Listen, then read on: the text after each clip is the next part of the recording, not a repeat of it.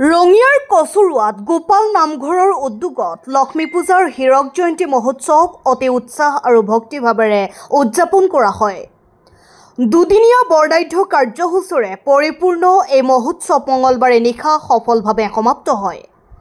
সামৰণি অনুষ্ঠানৰ কাৰ্যসূচী অনুসৰি সন্ধিয়া পূবপাৰ জিলা পৰিষদৰ সদস্য কুমুদ কাকতীৰ সৈতে কেইবাগৰাকীও বিশিষ্ট ব্যক্তিয়ে বন্তি প্ৰজ্বলন কৰি অনুষ্ঠানৰ শুভাৰম্ভ কৰে।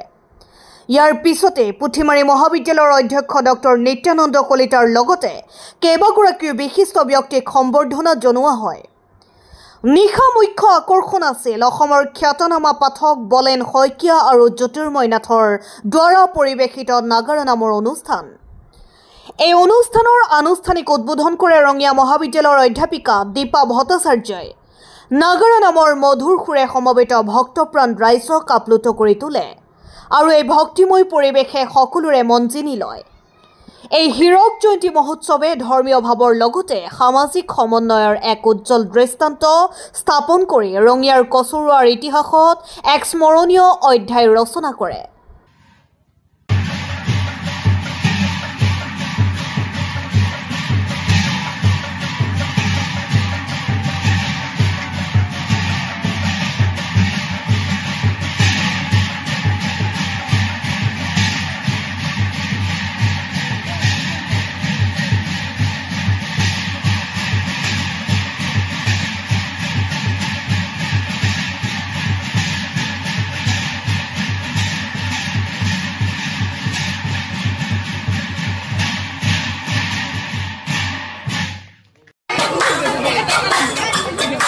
হৰিৰ নাম লবই হেলা নকৰিবা হৰিৰ নাম লবই হেলা নকৰিবা শুভকামনা জনাইছো।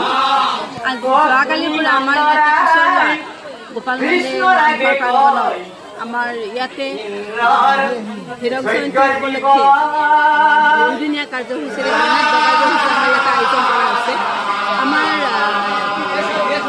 গুৰুত্ব দিবলগীয়া বিষয় এইটোৱে যে আমাৰ গাঁৱৰ যিমান ছোৱালী মানে সকলোৰে ঘৰে ঘৰে গৈ আমাৰ এই ইয়াৰে আমাৰ দাদাসকলে অনুষ্ঠানটোৰ বিষয়ববীয়াসকলে মানে ঘৰে ঘৰে গৈ পেলাই সকলোকে নিমন্ত্ৰণ জনাইছে আৰু সকলোকে মাতিছে। আজি সকলো বিবাহিত ছোৱালীবিলাক আহিছে, ইয়াতে ভাল লাগিছে। আমাৰ ইয়াতে আজি নাম প্ৰদৰ্শন হৈছে জ্যোতিৰ্ময় নাথ সাহাৰাৰ আৰু বলেন শইকীয়া নামৰ প্ৰদৰ্শন কৰি আছে। খুব সুন্দৰ অনুষ্ঠান, সকলো বহুত মানুহে ইয়াতে আহি গাঁৱৰ ইয়াতে উপভোগ কৰি আছে, নাম উপভোগ কৰি আছে। আৰু ইয়াতে লক্ষ্মীমাই যি মানে মানুহৰ যি ভক্তিৰ দ্ৰব্যত এটা অনুভৱ, ইয়াতে ভক্তিৰ যি মানে আধ্যাত্মিকতা ইমান সুন্দৰকৈ এই সময়ত যদিও আমাৰ কিছুদিনৰ জুবিন গাৰ্গক লৈ পেলাই আমাৰ মন চন বেয়া হৈ আছিলে, তথাপি লক্ষ্মী পূজাৰ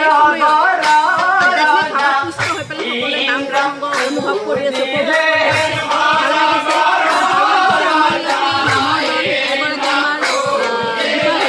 আমাৰ ৰঙিয়া কলেজৰ সংস্কৃত বিভাগৰ মুৰব্বী অধ্যাপিকা দীপা ভট্টাচাৰ্য বাইদেৱে নামৰ দল এটা দিছে আৰু আমাৰ আখতাৰ হুছেইন দেৱে নামৰ দল এটা দিছে।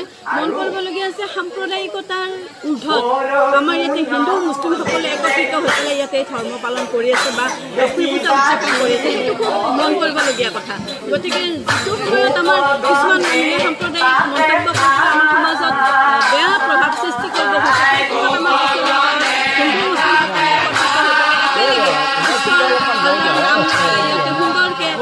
ধৰ্ম পালন কৰিছে। আৰু মই আশা কৰিম আমাৰ কচুৰুৱা গাঁৱৰ লগতে মানে আমাৰ